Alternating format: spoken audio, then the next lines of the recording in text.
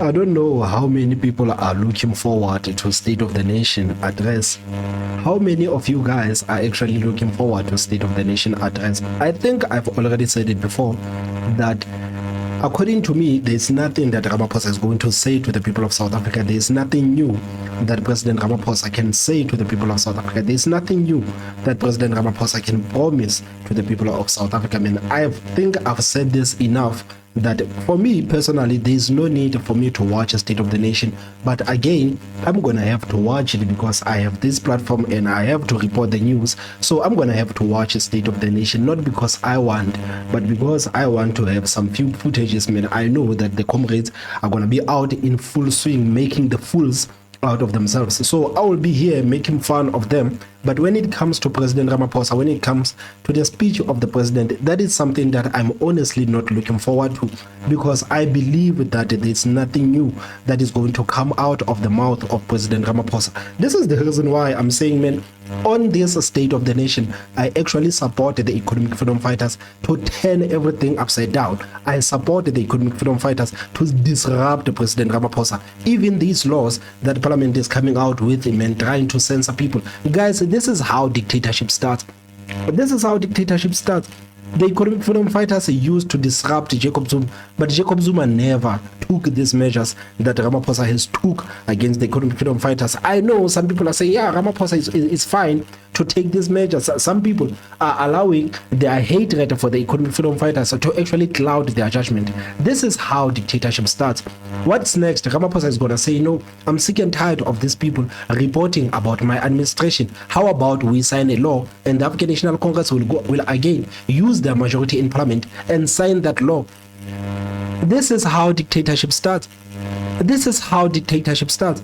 I don't think people actually are aware of how dangerous it is for the president to put new rules because he doesn't want to be disrupted in his State of the Nation. The president of the country wants to stand there and pretend that he's doing a good job. He doesn't even want the parties that are being voted by South Africans to go there and tell him that, man, you haven't done anything for the people of South Africa. I mean, all the parties at this point, they should be revolting against President Ramaphosa. I don't think it is fair for the economic freedom fighters to be the only party that is actually fighting President Ramaphosa. All the parties in parliament, they should be out in full swing saying that we don't want to hear anything from President Ramaphosa. President Ramaphosa has said nothing. And there is nothing new that President Ramaphosa is going to say. Everything that Ramaphosa wants to say, he has already said it. Right now, he's just recycling his speeches. Everything that Ramaphosa has said, he has already said it. I've already said it before, guys.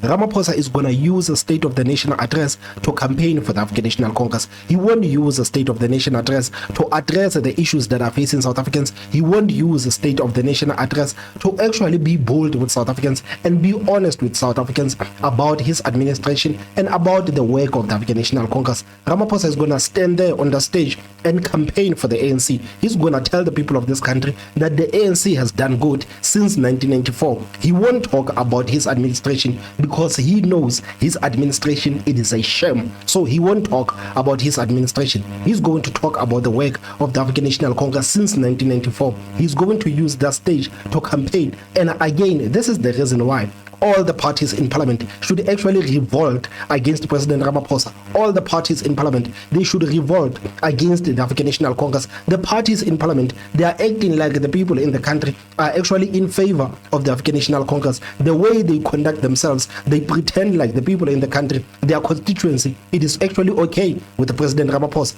Many people who have decided to no longer vote for the African National Congress, they did that for the reason. And I think this is one thing that political parties are not understanding. Guys, you need to stand up and say, Mr. President, I think your time is up. Your time is up. The parties should never even allow President Ramaphosa to have peace on that stage. They should never allow Ramaphosa to have peace on that stage, man. And do not allow the man to say a word on that stage. Do not allow Ramaphosa to stand there and use that opportunity to campaign for the African National Congress. How are political parties actually going to sit there and keep insulting the EFF and saying that, no, the EFF, they are disruptive. The EFF, I know someone said that, Thomas, you know, these people, man, you are saying that you are supporting them on this time behind disrupting Ramaphosa. I mean, what are you going to think about these people, man, when they take the same behavior and continue with it, man? I am going to bash those people.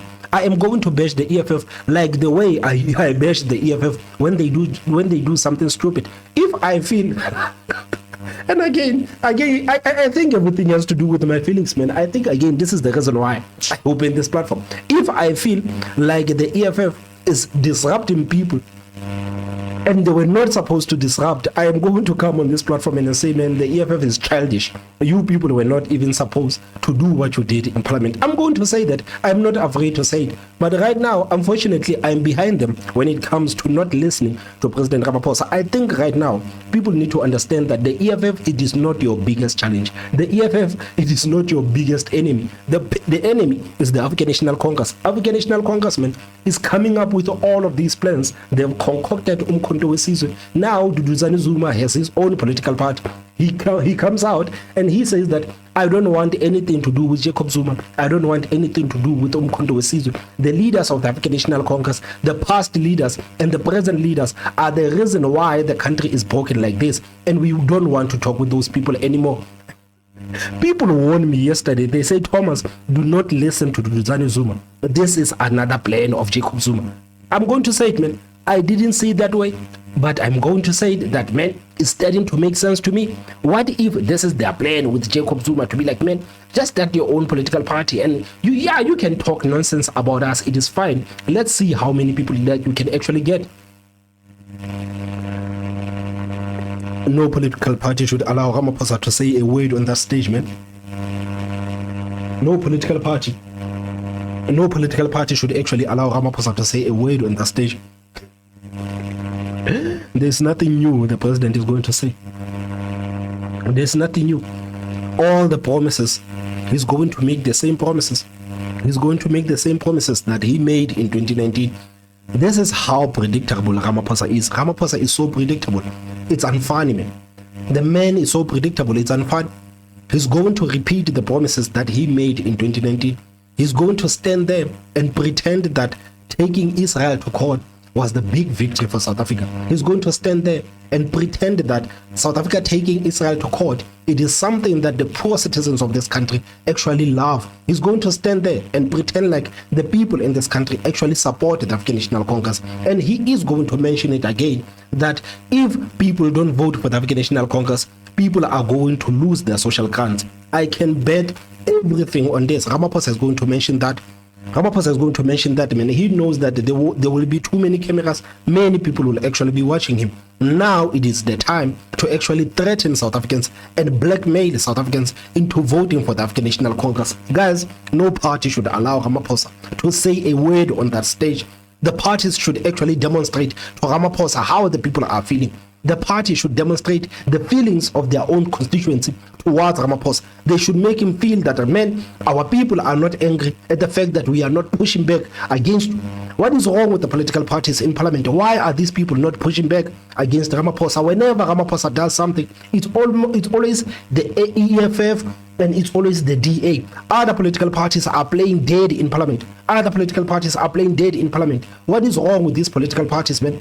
What is wrong with these political parties? So me personally, I will be watching State of the Nation, not because I want to hear what president is going to say, but because I have this platform and I know you guys want me to react to some of the things that the president is going to say. Some of you, I know you want to react to the reaction of the political parties towards the State of the Nation of the president. So I'm going to watch the State of the Nation solely for that, but I am hoping that Ramaphosa never actually gets a chance to say anything on that stage. This is what I'm hoping. This is what I'm hoping.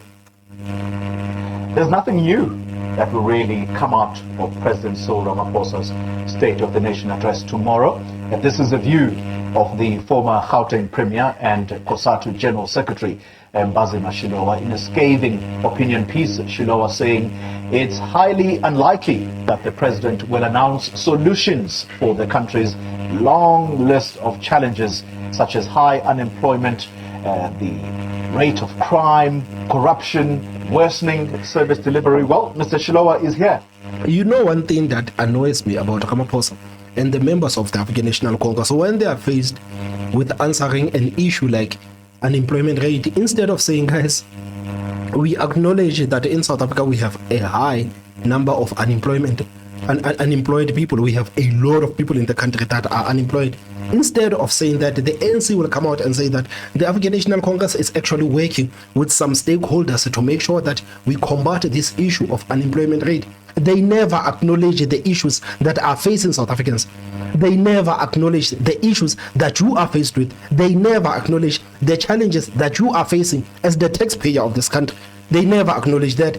They always pretend that, no, everything is under control. We are talking with these people and we're going to pump money into this. No, we are talking with these people. They have promised that they're going to give us the money. So we are talking with the investors. Ramaphosa is having the meeting with the stakeholders. These people are always pretending that they have everything under control, whereas they don't have anything under control. They don't have anything under control.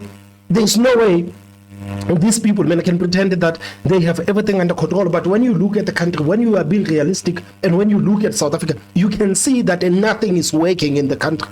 Nothing is working in the country. So why are these people, man, every day pretending that they got everything under control? You talk with Becky Cele, and he's like, yeah, we have Operation Chanela. We have arrested 200,000 criminals. Yeah, the South African Police Service is boosting its capacity. We have just hired 20,000 young people to be part of the South African Police Service. It means that we are fighting against crime. These people, they never acknowledge the issues that you are facing. You speak with R150 that, man, people are jumping borders and coming into South Africa. You never acknowledge that. No, we are working with the border management agencies. Everything is under control. We are working with the South African National Defence Force. We have sent people there to the borders to actually guard the borders. Man, these people never acknowledge the issues that you are dealing with as an average South African. They never acknowledge the issues that you are dealing with as an average South African. I'm getting pissed off, man. I'm getting pissed off. I'm so sick and tired, man, of people saying the same thing over and over again. I'm so sick and tired, man. It makes me sick. Every time Ramaphosa has to speak, man, I literally feel sick in my stomach, because I know what this man is going to say. I know how predictable Ramaphosa is, especially when he addresses South Africans. Man, I'm sure Ramaphosa believes that the South Africans are stupid. Ramaphosa, when he looks at the country, when he's flying over the country and saying, man, this is South Africa down there, all of those people are stupid. I am the smart one. I am the smart one. This is how these people behave. They behave like you're an idiot. They keep telling you that they have everything under control. But when you look at the country, you can see that nothing is under control. How is that possible? How is that possible? For people to never acknowledge anything, man. These people never acknowledge anything. Never acknowledge anything. What kind of leadership is this? How like, when will South Africa actually say, man, we are sick and tired of these people, man. We are sick and tired of these people, man, saying the same thing. For the past 30 years, the African National Congress has been saying the same thing. I'm sick and tired of listening to these people. I don't want Ramaphosa to say a word on the stage, man. I don't want Ramaphosa to say a word on the stage. I'm fed up with these people. I'm fed up with these people, man. I'm fed up with this leadership that fails to acknowledge the problems that are facing the people. I'm fed up with this leadership, man, that is failing to acknowledge the challenges that average South Africans are facing each and every day. All of them, they always pretend like everything is under control. And I guess this is one thing that makes me sick. This is one thing that makes me hate these people with every fiber of my being. For them to pretend that your life is going well, for them to pretend that all your challenges that you are facing, man, we have an ANC cadre looking at that challenge, and we are telling you that everything is going to be well.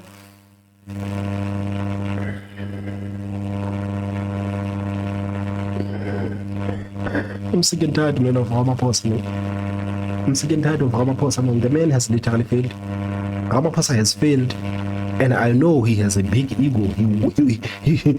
He is going to seek for a second term.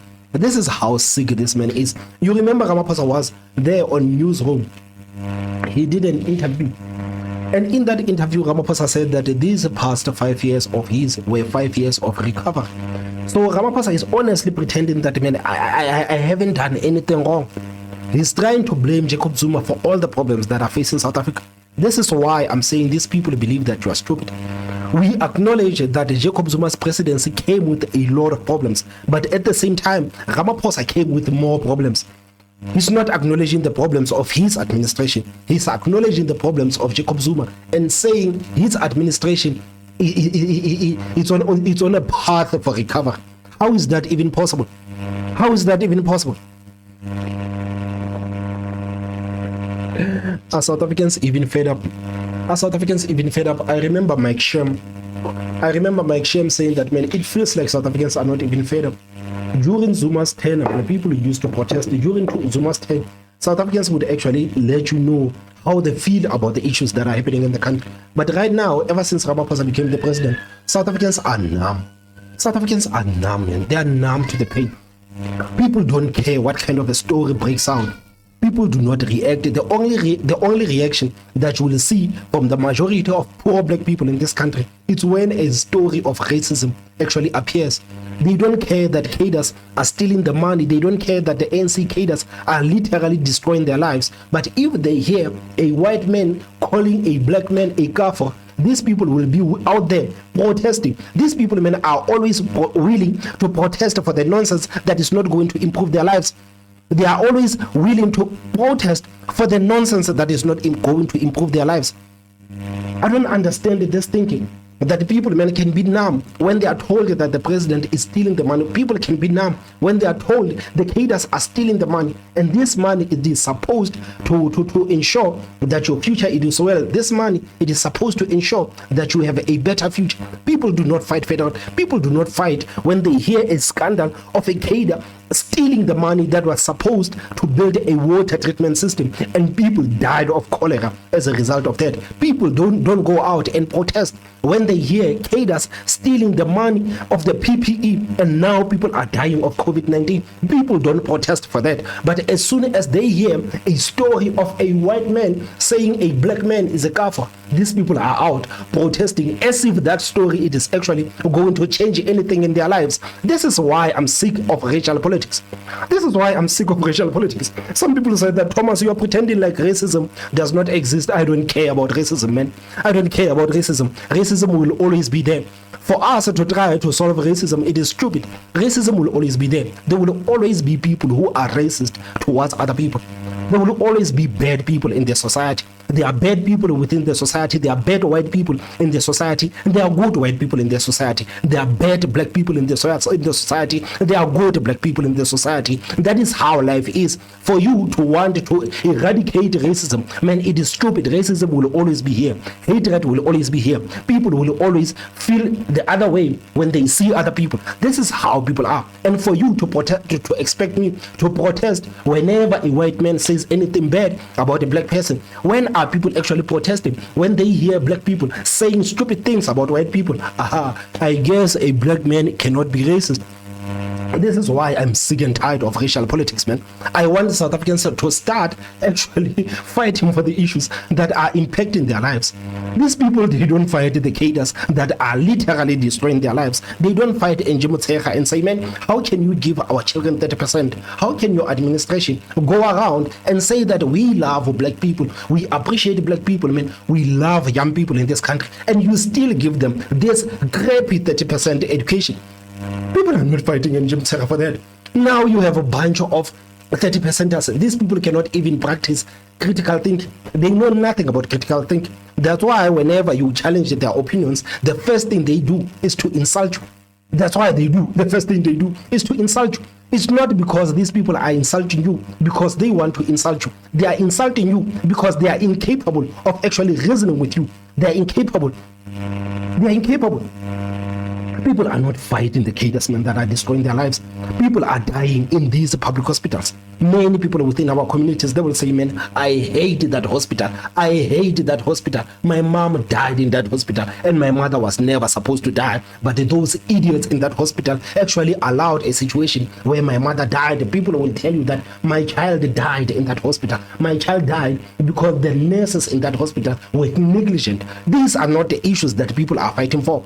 These are not the issues that people are fighting for. Many people are simply waiting to hear a small racial story and they are out in arms.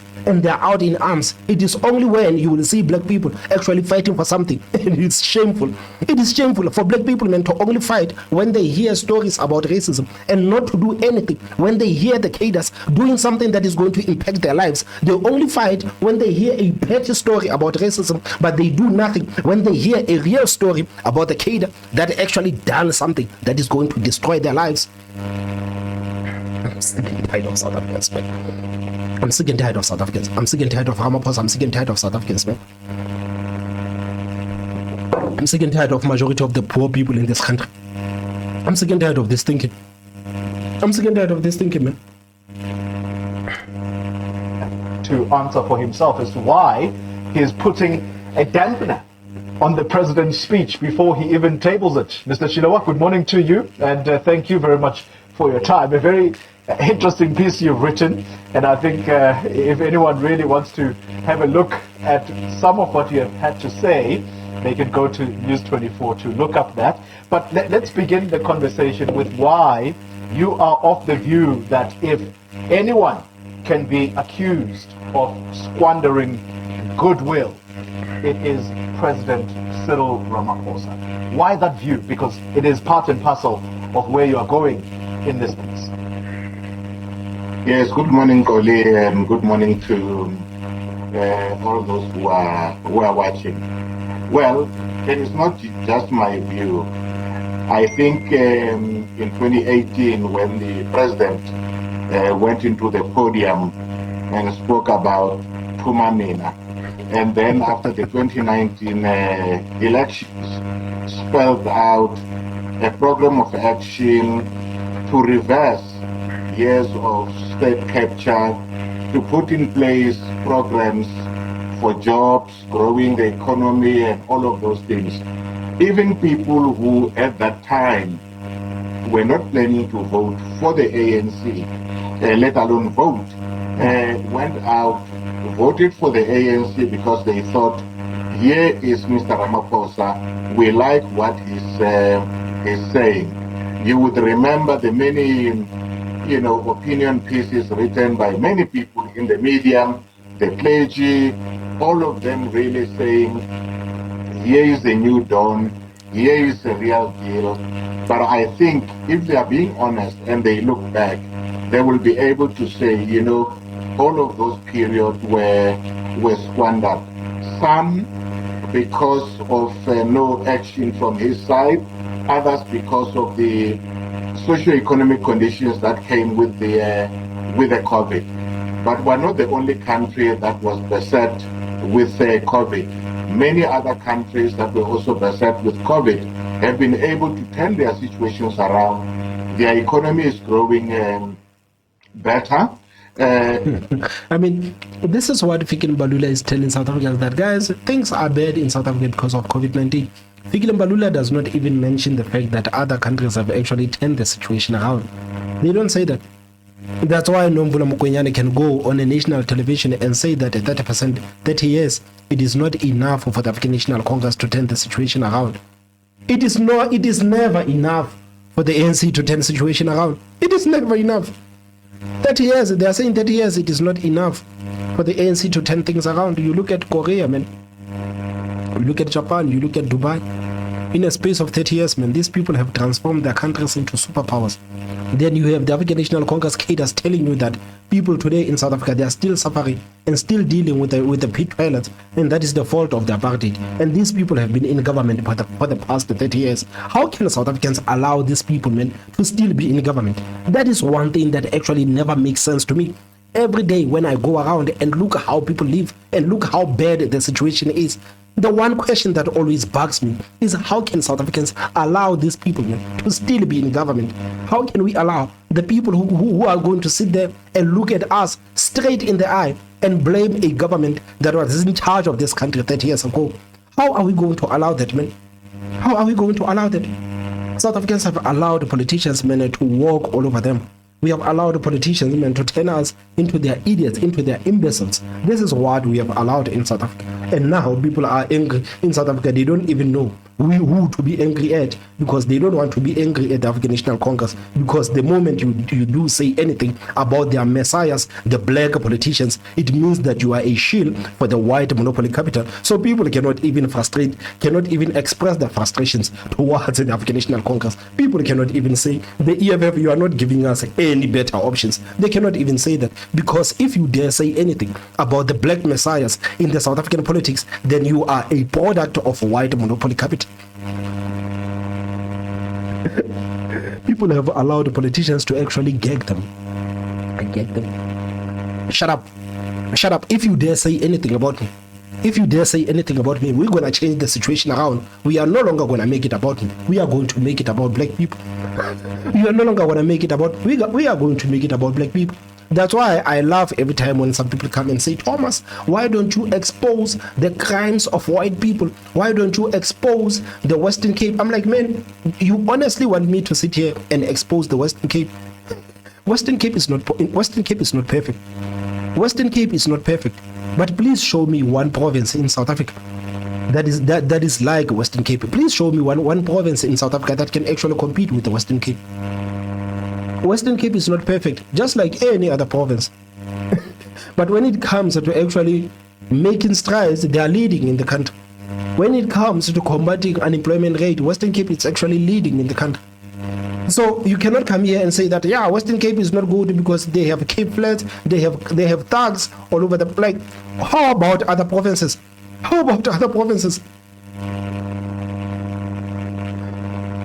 I mean, right now, if you were given a simple choice to live in Johannesburg or to live in Cape Town, people will go to live in Cape Town. There's nothing in Johannesburg. Man, Johannesburg is dirty. I lived in Johannesburg for almost 4 years. I didn't even know what the hell I was doing in Johannesburg.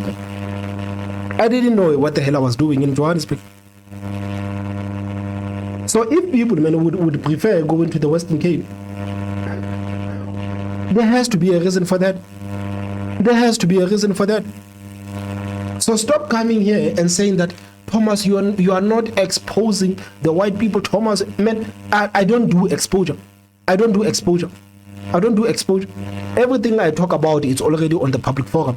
Every single thing that I talk about on this platform, it's already on the public forum. And why do you want me to start exposing white people? Why do you want me to start exposing the Indians? You want me to give a break to these black guys? You feel like I'm not being fair on the black politicians that are in charge of South Africa, the black politicians that are in charge of the mess that we are dealing with today. Do you feel like every day when I come on this platform and talk about the black politicians that are blackmailing South Africans into voting for them, you feel like I'm not being fair? And I can tell you now that, man, I am not going to let go. I'm not going to let go. And jobs are being there. I mean, we can't all be happy because we say, well, we are growing at, say, pre-COVID level of 1%. Yeah. We should be saying we are now at 5%, we're going to 6%, we're going for 8%. We should be able to say, we had 10 million people unemployed, we're now at 8, we're hoping to go to 6, and so forth and so forth. And this is why you say in your piece, therefore, and I quote you now, I am tempted to once more say, Mr. President, we know the state of the nation. It is our daily reality. However, it's not what he is going to say. He's going to give us yet more hope, bullet trains, and the rest, as you will know. But there is something particular about this State of the Nation address, Mr. Shilowa, and it is something that you mentioned in your piece, that this will not only be his swan song State of the Nation address before elections, but it also will mark 30 years since the dawn of democracy. How big a significance does that bear this time around? I think it is an important period for us to mark 30 years of our democracy, to take stock about how far we have gone, to indicate how far we still need to be able to go. But all I'm really saying is that it's one thing to say we are now a better country than under apartheid, and that's really true. But I don't think we can say we are anywhere closer to the promise of the Freedom Charter or the promise of the Reconstruction and Development Program. So yes, we must celebrate. Secondly, because we are going... You know, there's nothing for South Africans to celebrate right now. There's absolutely nothing for South Africans to celebrate at this point. There's nothing for South Africans to celebrate at this point. That's why I don't understand why young people are out there grooving and dancing and doing TikTok challenges as if they have something to celebrate. There's nothing to celebrate in South Africa at this point. Show me one thing that is good in South Africa at this point. Show me one thing that is there for us to celebrate. The politicians don't even want us to celebrate the Springboks winning the World Cup. The politicians don't want that. You cannot celebrate that, man. You have to stay in this state of depression. You have to stay in the state of depression.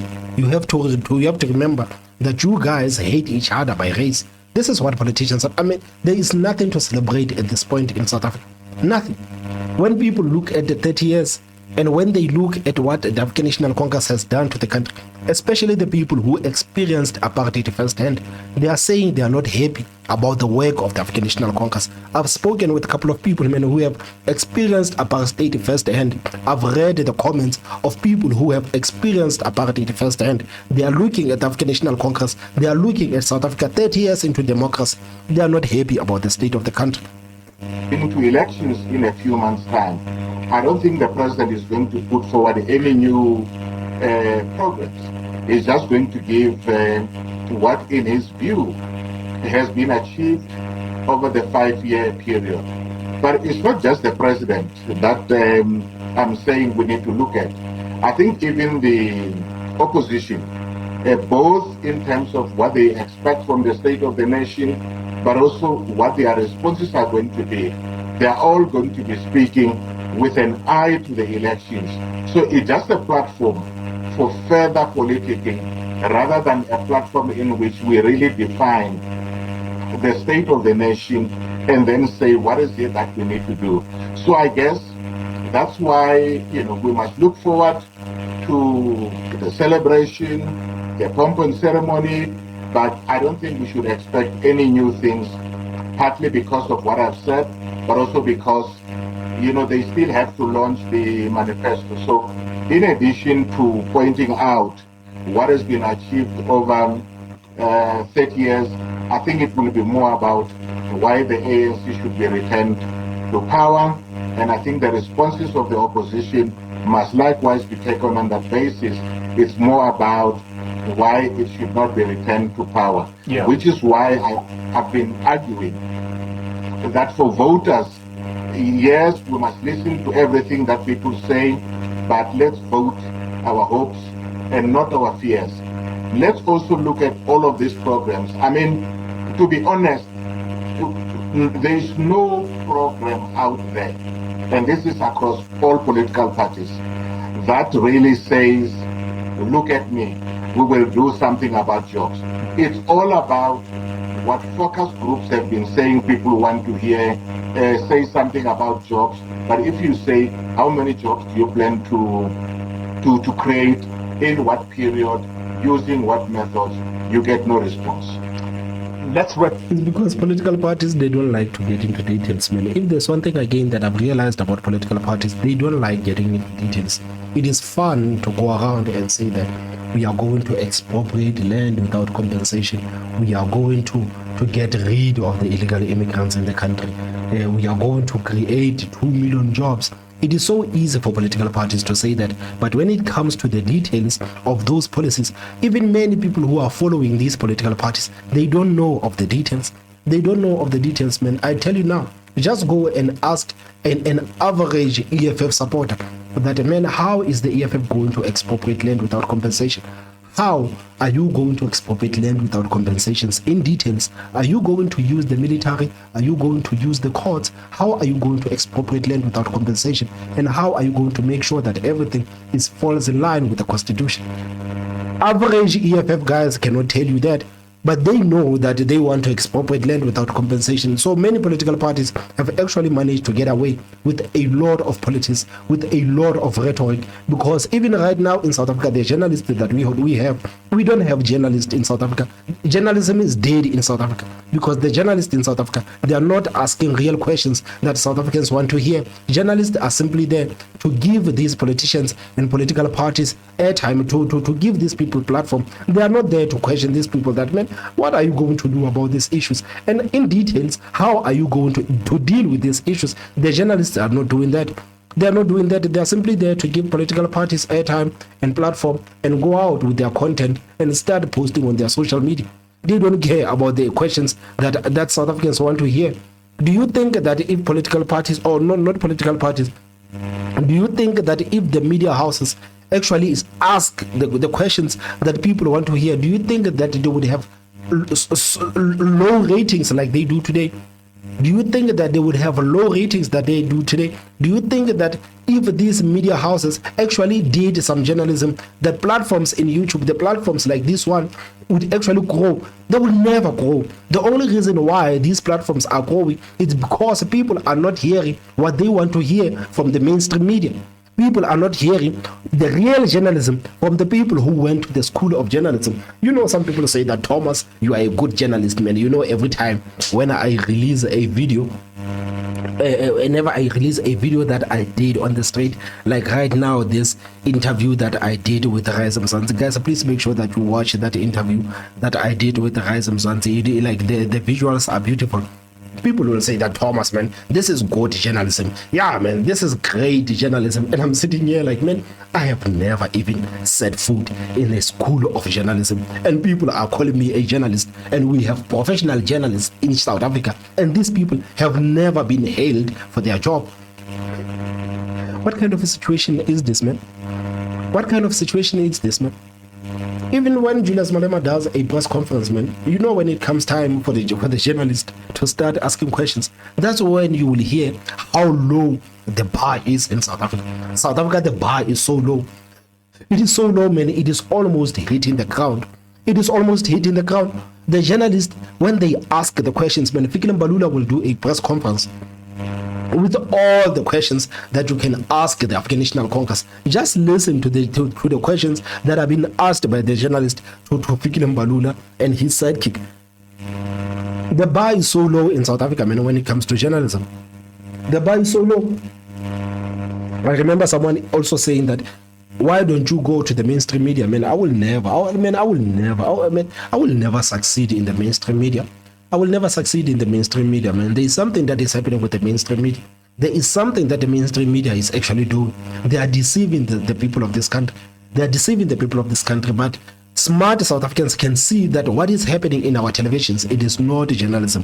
What these media houses are doing, it is not journalism. It is not. Wrap it up, Mr. Shilowa, because I want to borrow from you the word you've used in your article, the swan song. You are using that, yes, in the article in the context of there being an election this year. That is the swan song we are talking about. But I mentioned the 30 years of democracy that we are going to be marking on the 27th of April this year. Might this be the swan song for the ANC in government or as a majority party?